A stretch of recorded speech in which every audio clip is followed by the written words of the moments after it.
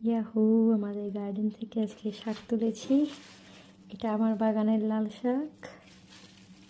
আমার আব্বু দেশ থেকে লাল শাকের বীজগুলো কিনে পাঠিয়েছিল। এটা আমার ফ্রেন্ডের বাগানের লাল শাক। তার বাগান থেকে সে আমাকে লাল শাক পাঠিয়েছে।